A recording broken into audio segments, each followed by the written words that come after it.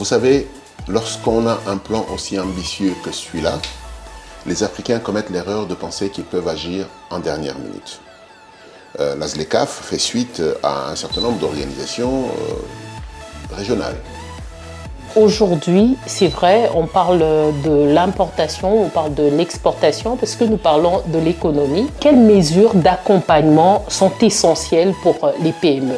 Déjà, il faut être en mesure, avec tous les outils qui existent aujourd'hui, de pousser les PME congolaises à arbitrer au-delà des frontières. Est-ce qu'il y a une nuance lorsque vous dites que vous n'êtes pas pour la réduction de la pauvreté, mais plutôt la création des richesses et la création d'emplois? Est-ce qu'il y a une nuance? Il y a une grosse différence. Ça fait des années qu'on lutte contre la pauvreté, qu'on fait de la stratégie pour la réduction de la pauvreté, et nous sommes toujours pauvres.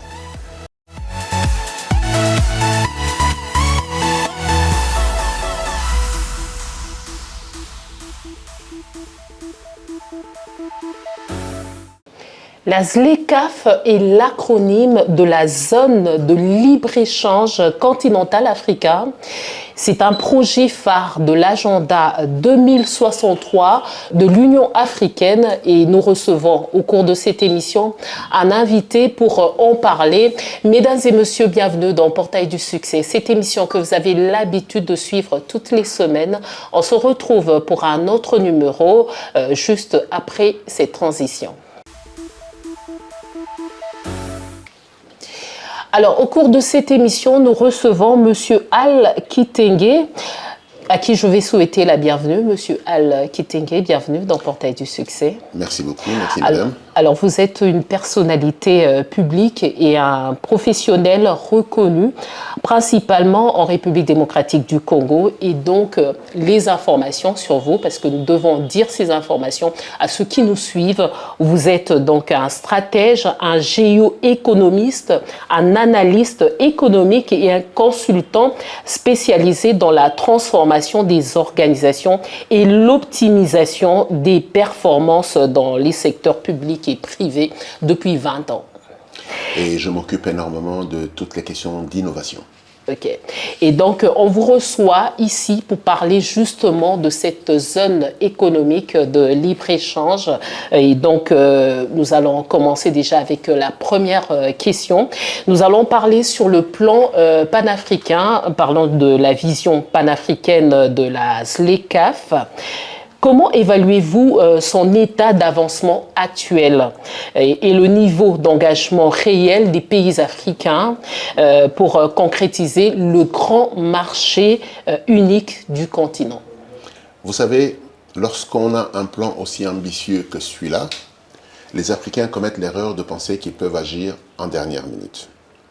La ZLECAf fait suite à un certain nombre d'organisations régionales.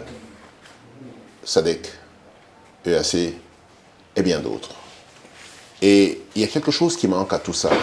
C'est des infrastructures de mobilité pour être en mesure d'assurer les échanges. Il ne me semble pas que même pour la ZLECAf, nous soyons en train de mettre en place les infrastructures de base pouvant permettre de créer physiquement ce grand marché continental. Et cela demande de l'argent, mais cela demande surtout de la discipline d'exécution.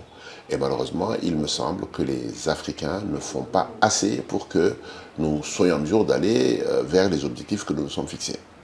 Alors justement, toujours en parlant de cette vision sur le plan panafricain, donc au-delà de l'élimination des droits de douane, parce que vous le savez, donc il y a l'élimination des droits de douane dans ces échanges, quels sont selon vous les principaux obstacles non tarifaires qui freinent le commerce, en dehors de ce que vous dites, qui freinent le commerce intra-africain, et comment la ZLECAf tente-t-elle concrètement d'y remédier?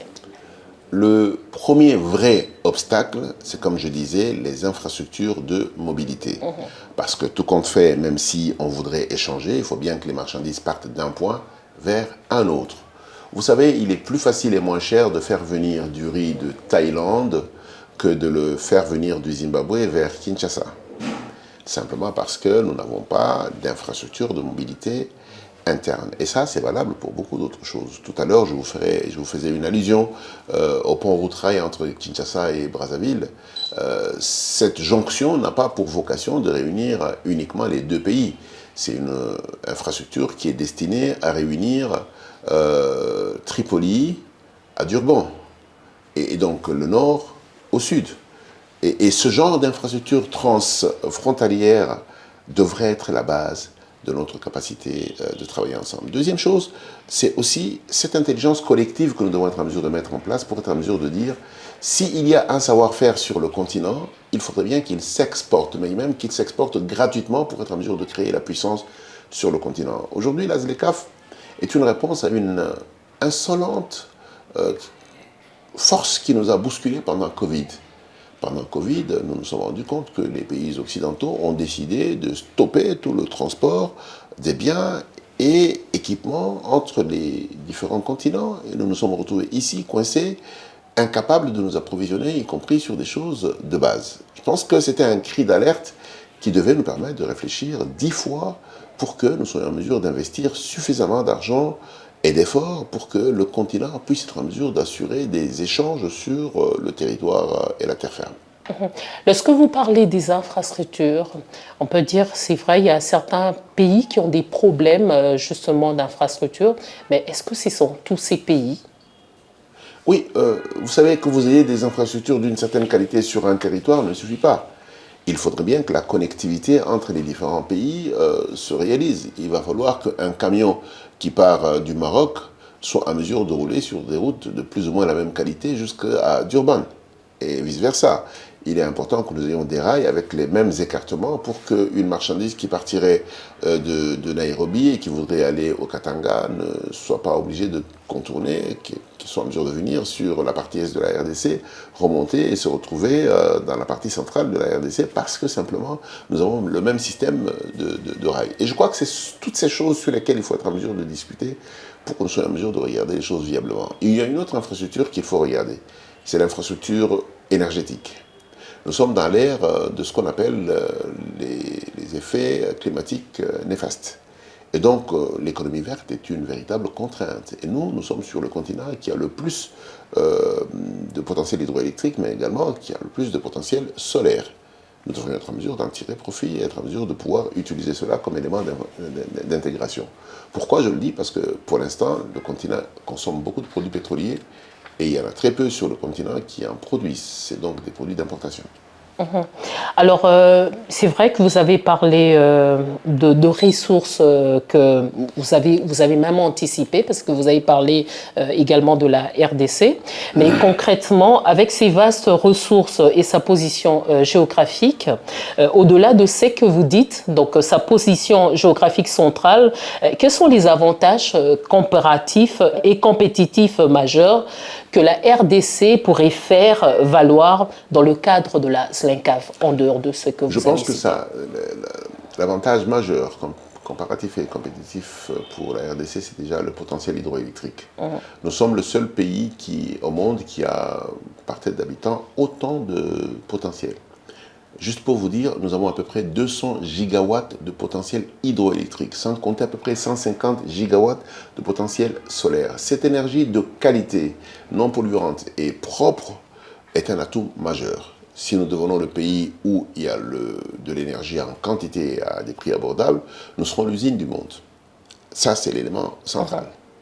La deuxième des choses, c'est que nous sommes l'endroit par où, de manière naturelle, les gens devront passer. Nous sommes le hub de la connectivité africaine. Mais si nous ne jouons pas ce rôle, il va être joué par d'autres. Par exemple, sur le plan aérien, l'Éthiopie joue déjà un rôle qui nous vole la vedette. Mais quand vous regardez la place de la RDC, nous sommes au cœur du continent. Ça se s'entend. Nous sommes à l'endroit où on est à égale distance de partout. Donc si nous y travaillons bien, probablement nous pourrons être en mesure de récupérer cette place. C'est donc valable, ce qu'on appelle dans le multimodal, que ce soit en l'air, sur le rail, sur la route, que sur l'eau. Et aujourd'hui, c'est vrai, on parle de l'importation, on parle de l'exportation, parce que nous parlons de l'économie. Mais dans le secteur privé, par exemple, lorsqu'on parle des PME, quelles mesures d'accompagnement sont essentielles pour les PME? Déjà, il faut être en mesure avec tous les outils qui existent aujourd'hui, de pousser les PME congolaises à arbitrer au-delà des frontières. Vision. Deuxième, il faut leur donner des outils qui leur permettent de produire des biens et services de qualité, d'où l'OCC qui doit accompagner. Et donc, il y a un besoin que l'État s'approprie la mission et le devoir et les défis pour que les PME soient en mesure d'être entraînées dans un élan de performance collective qui va générer la performance individuelle. Je ne crois pas aux PME isolées qui marchent bien alors que tout le reste ne va pas bien. Donc il est important que les PME deviennent un moteur du progrès et de la performance collective. Alors, la ZLECAf, telle que vous le dites, est-ce qu'elle pourra faire face à d'autres organisations? Parce que ça, c'est sur le plan africain. Est-ce qu'elle pourra faire face à d'autres organisations, telles que par exemple l'Union européenne, par exemple? Est-ce qu'elle pourra faire face si nous prenons l'échéance jusqu'à 2063? Pensez-vous qu'elle pourra faire face à d'autres organisations? Oui, elle pourra absolument faire face et elle va faire face. Pour deux raisons. La première, c'est que l'Afrique s'enrichit. La deuxième, c'est que l'Afrique se popule. Donc il y a la croissance démographique dans le monde entier est de loin plus grande en Afrique que partout ailleurs. Ces deux éléments combinés ensemble nous donnent des opportunités de pouvoir peser sérieusement sur l'avenir. En ce qui concerne l'impact panafricain et stratégique ainsi que la réduction de la pauvreté, la ZLECAf a pour objectif de sortir des millions d'Africains de la pauvreté. Selon vous, selon vos analyses, par quel mécanisme économique principal d'augmentation et de revenus pour la création des emplois qualifiés, en parlant par exemple de baisse de prix, cet objectif serait-il atteint? D'abord, moi je déteste beaucoup l'idée de la lutte contre la pauvreté ou la réduction de la pauvreté. Je me dis simplement qu'on devrait se concentrer sur la création des richesses, la création et la distribution de la prospérité. Et là vient le premier élément qui est celui des importations des biens. Tant que l'Afrique va continuer à importer des biens de l'extérieur, y compris des biens qu'elle peut produire, elle ne créera pas des emplois parce que tous les biens qui sont produits, c'est parce qu'il y a des gens qui ont travaillé, qui ont été payés et qui ont payé des taxes. Nous avons l'obligation de pouvoir nous assurer que tout ce travail est fait sur le continent. Ça veut dire qu'en fait, nous devrons nous battre pour que la préférence continentale devienne une réalité. Que quand nous allons acheter des biens, c'est parce que c'est des biens qui ont payé des salaires et des taxes sur l'autre continent. Et je pense que c'est un élément extrêmement important. Est-ce qu'il y a une nuance lorsque vous dites que vous n'êtes pas pour la réduction de la pauvreté, mais plutôt la création des richesses et la création d'emplois? Est-ce qu'il y a une nuance? Il y a une grosse différence. Ça fait des années qu'on lutte contre la pauvreté, qu'on fait de la stratégie pour la réduction de la pauvreté, et nous sommes toujours pauvres. Parce que nous poursuivons la pauvreté un peu moins grande ou un peu moins petite. Mais si notre objectif est de poursuivre la prospérité et créer des richesses, c'est des outils différents. C'est une stratégie et une approche complètement différente. Alors, avec ce marché, ce grand marché continental, ce marché d'échange, lorsque l'Afrique pourra mettre en place des stratégies, des vraies stratégies, créer des infrastructures. Pensez-vous que nous serons simplement dans l'exportation ou l'objectif serait également d'importer également ce qui vient de l'extérieur, de autres zones, par exemple la zone européenne ou encore la Chine et autres? Dans l'absolu, il faudrait qu'on réduise au maximum les importations. Qu'on importe ici que ce que nous ne pouvons réellement pas faire. D'où l'intérêt, après avoir passé de l'agriculture, il faut passer à ce qu'on appelle les économies du savoir. Il faudrait que nos enfants apprennent à fabriquer des véhicules, à fabriquer des équipements électroniques. C'est pas compliqué, la Chine l'a appris, l'Inde l'a appris, et donc nous pouvons aussi apprendre. Il est important que nous dépassions l'économie primaire qu'on aille vers l'économie secondaire et l'économie tertiaire. Mais vous venez de le dire que en passant par l'importation, il faudrait qu'on puisse réduire déjà le taux d'importation.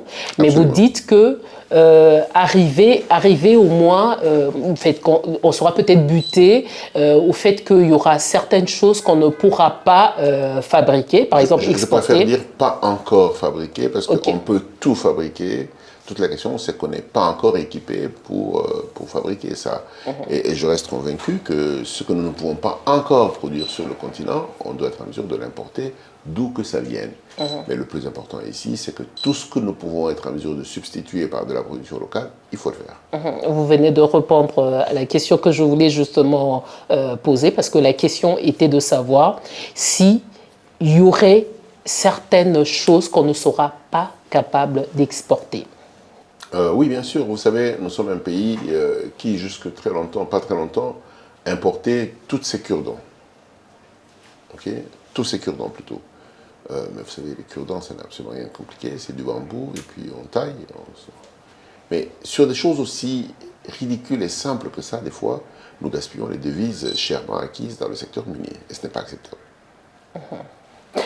Au sujet de la relation internationale, comment la ZLECAf modifie-t-elle l'approche de l'Afrique dans ses négociations avec les autres blocs commerciaux mondiaux tels que l'Union européenne, la Chine et les États-Unis? À l'époque, nous étions demandeurs d'aide, ce qu'on appelait l'aide au développement. Maintenant, tous les pays africains disent on n'en veut pas, venez faire du business avec nous. Parce qu'on s'est rendu compte qu'en fait, dans ce qu'on appelait les politiques d'aide au développement, c'était une espèce d'exploitation et d'esclavage. Alors, tenant compte des risques de préparatifs nationaux, quelles sont les principales menaces de la ZLECAf pour la RDC, particulièrement? Il peut exister des menaces, mais elles sont toutes faciles à maîtriser. Les menaces viendraient du fait qu'on nous rapporte ici une concurrence. Mais c'est une concurrence sur laquelle nous devrions être préparés. Nous sommes signataires de tous les documents nécessaires. Nous devons être en mesure, en fonction de cela, de nous préparer pour que le moment venu, des gens gagnent des marchés et profitent de notre marché, mais que nous également, nous soyons en mesure de profiter des marchés à l'extérieur. Vous savez, nous sommes à plus d'un milliard de personnes. Si d'ici un certain nombre d'années, le continent a 2 milliards de personnes, nous serons le continent le plus peuplé. Et donc, il va être facile pour nous de pouvoir nous battre pour être en mesure de réellement peser sur la place internationale. Avec ça, il n'y aura pas des contentieux sur la zone de libre-échange continentale. Est-ce que, avec ça, puisque nous parlons de la concurrence, est-ce qu'il n'y aura pas des contentieux à l'avenir? La plupart des mesures sont censées être appliquées progressivement. Ça veut dire qu'en fait, la raison pour laquelle on a choisi que ce soit appliqué progressivement, c'est pour qu'on soit en mesure de contrôler l'impact des changements qu'il va y avoir au fur et à mesure. Il y a toujours des contentieux, même aujourd'hui. Le problème, c'est qu'il faudrait qu'il y en ait moins et que les gens soient en mesure de se parler. Et je crois que les textes qui organisent la ZLECAf prévoient le monitoring et prévoient également l'anticipation sur les différences qui peuvent exister entre les gens. Quel serait l'impact de la suppression des douanes dans ce libre-échange? Déjà que la plupart des pays avec lesquels nous sommes dans la ZLECAf, on n'importe pas beaucoup de choses d'eux. Et donc la plupart des choses sur lesquelles on a une imposition douanière, c'est des biens qui viennent en grande partie en dehors de la zone africaine. Mais qu'à cela ne tienne, si jamais certains biens sont d'aventure livrés par des fournisseurs locaux, on ne recevra pas les droits de douane. Mais il n'y a aucun pays au monde qui vit des droits de douane. Les gens vivent de la TVA, qui est en fait un impôt sur une taxe plutôt sur la consommation locale. Et c'est là-bas que nous devons être en mesure de nous concentrer. Cette affaire où les gens pensent que la douane pouvait réellement nourrir un pays, c'est une grossière erreur. Alors, à ce sujet, quelle réforme économique et institutionnelle urgente, puisque nous en parlons, le pays doit-il mettre en œuvre aujourd'hui pour transformer ces risques d'opportunité? C'est en fait une réglementation sur ce qu'on appelle l'import-substitution. L'import-substitution, c'est la substitution des produits importés par des produits produits localement. Et donc, il est important que l'État apprenne à protéger le marché local pendant un temps pour que nous soyons en mesure d'avoir des grandes marques et des grandes productions localement ici et repousser artificiellement et commercialement les produits de concurrence. Alors, puisque vous avez dit qu'aucun pays ne se développe avec des droits de douane, est-ce que l'on peut également, sur le plan local, pour faciliter les PME de produire de plus en plus, Oui. est-ce que l'on peut également supprimer certaines taxes pour leur permettre facilement d'émerger? Nous sommes un pays où l'impôt foncier, l'impôt sur le revenu locatif et beaucoup d'autres impôts ne sont même pas payés. La pression fiscale dans notre pays, aux alentours de 10%, la moyenne africaine, aux alentours de 20-25%. Dans certains pays, on va jusqu'à 30-40%. Ça veut dire qu'en fait, l'État ne capte pas tant de revenus sur les PME. La grande difficulté, la chose qui dérange les gens, c'est, j'ai envie de dire ça comme ça, c'est la tracasserie qu'un certain nombre d'administrations réalisent vis-à-vis des opérateurs économiques. Et ça n'exclut pas que le vrai problème, c'est que nous n'avons pas une fiscalité suffisante. Notre fiscalité est très faible, mais l'assiette fiscale est très petite. Le nombre d'entreprises qu'il faut fiscaliser est très, très limité. Quand vous dites nous n'avons pas une fiscalité suffisante, qu'est-ce que vous voulez dire par là? Nous n'avons pas une fiscalité suffisante parce que les impôts qui sont captés chez nous ne sont pas suffisants et ne permettent même pas à l'État de pouvoir vivre. Il y a des gens qui ont des biens mais qui ne payent pratiquement rien. Et ça, c'est lié au fait que notre technologie est très, très faible. Par contre, le potentiel qu'il y a ici en RDC à pouvoir faire de la recette fiscale liée à l'activité économique est énorme. Je vous donne les éléments, c'est que théoriquement, nous aurions pu être à un budget qui avoisine les 100 milliards de dollars. Nous sommes à 20. Pourquoi? Parce que nous ne captons pas l'activité économique qui est dans le secteur rural. Et dans le rural, toute l'activité est complètement informelle. Et à mon avis, s'il y a un gros effort à fournir, c'est celui-là. Alors, en parlant du potentiel de la RDC, parmi les potentiels, il y a également des terres vides qu'on peut exploiter également, et il y a l'agriculture également. Pensez-vous que la RDC peut exporter sur le plan agriculture, par exemple, pourrait exporter de plus en plus dans ces échanges continentaux? Nous avons 80 millions de terres arables, Oui. en grande partie disponibles. Et nous avons le monde qui pleure de faim. Vous êtes obligé de leur dire, venez cultiver ici et ramenez là où vous voulez. Et je crois que nous avons l'obligation de pouvoir devenir un État entrepreneur et des citoyens entrepreneurs. Alors, dans ce que vous dites, c'est que nous faisons venir ceux de l'extérieur pour qu'ils viennent cultiver ici. Et stimuler le savoir-faire chez ceux d'ici. Mais pourtant, nous parlons de l'exportation. Oui, mais la bonne manière d'exporter, c'est de produire au standard du pays où vous allez exporter. Si vous voulez exporter en Chine, prenez des Chinois dans votre partenaire. Eux, ils vous diront comment doit se présenter le produit qui entre chez eux. Dans ce cas-là, où est-ce que nous allons considérer l'exportation? Il n'y a aucun pays qui s'enrichit s'il n'exporte pas. Toutes les productions que nous faisons ici doivent être destinées au marché intérieur, c'est bien, mais également au marché extérieur, parce que c'est en vendant à l'extérieur qu'on a des revenus qui entrent sur le continent. Oui, mais en vendant à l'extérieur, tout en en faisant appel aux expatriés, donc c'est comme si on... 100% de zéro, madame, c'est zéro. Ça veut dire que vous pouvez garder tout pour vous, mais si vous n'avez absolument rien fait, vous aurez zéro. Mais si vous vous associez en partenariat avec d'autres personnes et que vous générez 1 million, chacun prendra 500. Et nous ne devons pas être jaloux du fait que quelqu'un nous a aidés à générer de la richesse que nous devons être en mesure de partager. Même aux États-Unis, il y a des entrepreneurs d'autres pays qui viennent générer des choses. Regardez les GAFA, toutes les grandes sociétés des technologies. Regardez les directeurs techniques. Ils sont tous indiens. On est aux États-Unis. Cette politique marchera avec la RDC dans la mesure où déjà, c'est vrai que nous avons quelque part ouvert le marché avec les Indiens et également les Chinois qui sont de plus en plus ici en RDC en train de créer entre guillemets des entreprises, de créer des entreprises. Est-ce qu'ils travailleront pour former réellement les Congolais et après pour que les Congolais reprennent la relève? Est-ce que ça sera possible? Tout en sachant qu'ils ont l'habitude de travailler pour leurs États. Ça dépend des instructions qui leur sont données et des licences qui leur sont données. Dans le secteur minier, dans le secteur télécom, dans les autres secteurs, ça devrait être possible de pouvoir leur faire ce que l'on voudrait qu'ils fassent. Le drame, des fois, c'est qu'entre les gens qui donnent les instructions et les gens qui contrôlent, il n'y a pas de distance et donc ils se font corrompre et le pays perd.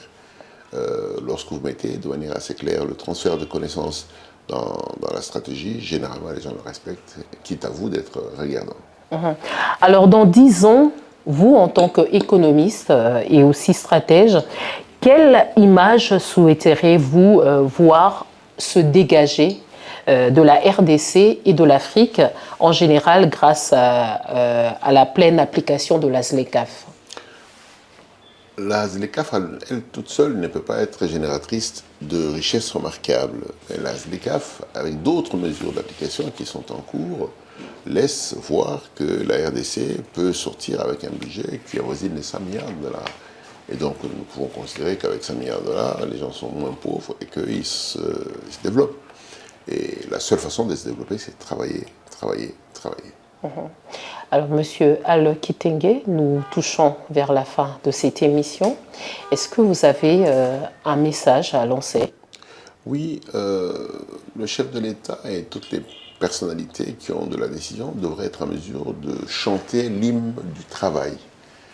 Il est important que nous passions de la politique au travail, que nous passions de l'influence politique à l'influence économique, que nous allions droit dans la compétitivité économique de nos territoires, de nos communes, de nos provinces, et donc de la nation tout entière. Alors, Monsieur Al Kitenge, merci d'avoir répondu à notre invitation. C'était un plaisir partagé. Alors, je rappelle justement que vous êtes un analyste économique et puis vous êtes également un stratège aussi. Et dans ce cadre, nous vous avons reçu au cours de cette émission. Et mesdames et messieurs, merci d'avoir suivi cette émission Portail du succès et bonne suite de programme sur Nu Image TV.